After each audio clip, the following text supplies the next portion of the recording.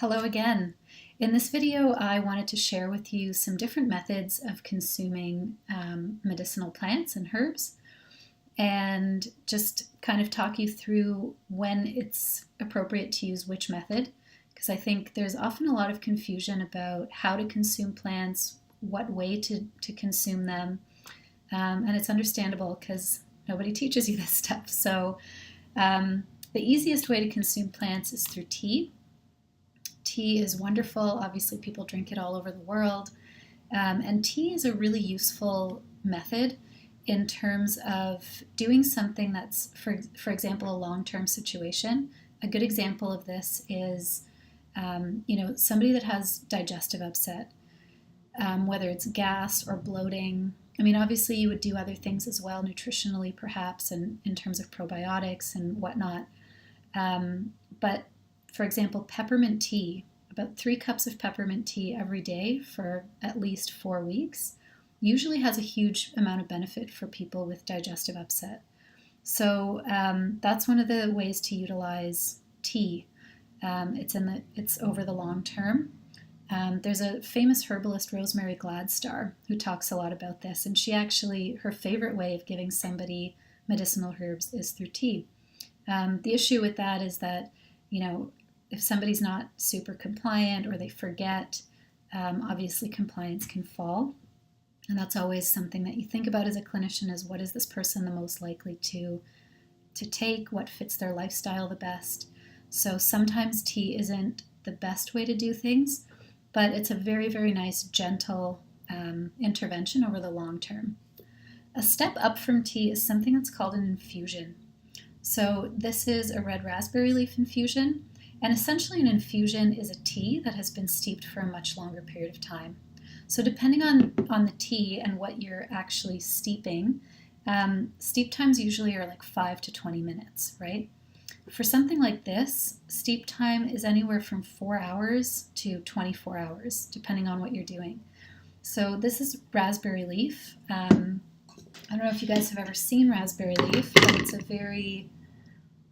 a leaf, right? So it's very gentle. I don't know if you can see that, but it's kind of a fragile leaf. So I usually steep this for about 5 hours and just let that sit. Then you strain it out, and all the good constituents have by that point come out of the plant, and then you can just consume it. And it's actually pretty good tasting. I like it a lot. It's very good for uterine tone. So anybody that's pregnant, I usually prescribe it for my pregnant patients just to prepare the uterus so that when the time comes for labor, your uterus is able to have a nice, strong, healthy, effective contraction, or contractions, I should say. It's not going to take just one. But so the key with an infusion is basically you don't want it to be boiling. I know that some texts will instruct you to have boiling water. I find that when it's something as delicate as a leaf or a flower, let's say chamomile, it kind of destroys the plant to a certain extent. So what I usually do is I bring the pot to a boil, and then I take it off the stove, I remove the lid, and I just let that sit for about 40 seconds. And then I pour it on. So it's still very hot, it's just not boiling. And actually that's true for a lot of teas as well. If you really get into tea, really get into tea culture, different ones will have different ideal temperatures and stuff like that. So I say just don't damage the plant material. Make sure that it's just under boiling. So things that I would use an infusion for are, again, more long-term things. So the 3 plants that I tend to use most often in my practice are red raspberry in the case of my pregnant patients, chaga, which is a really beautiful immune tonic. I think chaga is a wonderful mushroom, and it actually tastes pretty good, so that's not prohibitive to people. And it's nice to have throughout the winter to have chaga as you sip it, and you build up your immune system really nice and strong. And the other one is nettle. So nettle is just a really, really nourishing, tonic, beautiful herb but again, over the long term, so months, usually 3, 4, 5, 6 months. And, it'll just kind of boost your vitality, give you a little bit of energy. It's quite nice and full of tons of minerals and vitamins, so it's good. The next step up is tinctures. You've all seen tinctures. You've all probably had a tincture before. These are alcohol-based. So essentially what you do is you put some plant material into a jar, cover it with alcohol, let it sit for several weeks or longer sometimes. Then you strain it out and you've got your tincture. These are awesome for, they're so versatile. You can use them long term. So when I'm balancing a woman's hormones, for example, or as they're moving through menopause, usually being on a tincture for months and months on end is what will happen.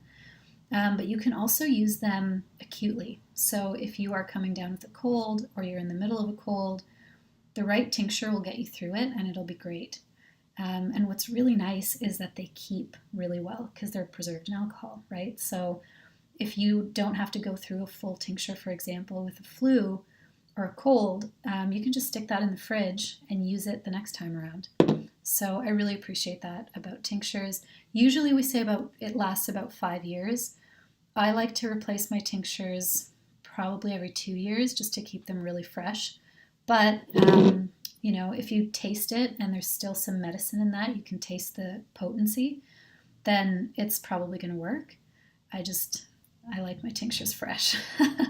So easy to make, easy to use, and they can be used in acute situations or in chronics. The last method I'll talk about is capsules. So these are literally as they sound. They're just plant material condensed into a capsule format. And again, these are kind of similar to tinctures. So you can use them acutely, you can use them in the long term. Some of my patients with autoimmune conditions, there are certain herbs that work really well, and so they'll be on those for several months. This one happens to be an acute infection capsule, so it's kind of versatile. It's a little bit like a tincture. My personal preference is tinctures over capsules.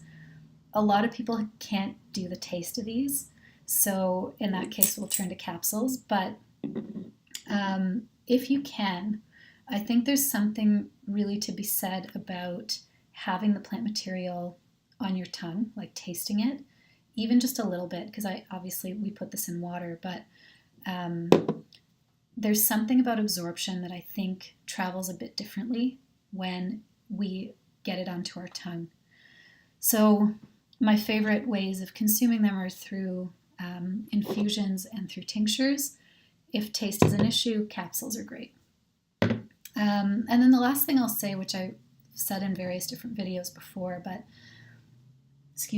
anytime you're working with plants, it's actually very important to communicate with them what it is that you're coming to them for, especially when you're doing it with like live plant materials, so tinctures and infusions. With the capsules, what they're doing is they're taking constituents from specific plants and just combining them, so it's usually not a whole plant. It's not the whole plant, whereas in the other two methods, it is. And plants are conscious beings. They're there to help you. And I think, just giving your intention to that plant and sharing what it is that you're there for, what it is that you need healing with. It doesn't have to be anything long, just something from the heart, If it's raspberry leaf infusion, you can say, raspberry, I'm here because of whatever. I was hoping that you could help me with X, Y, Z.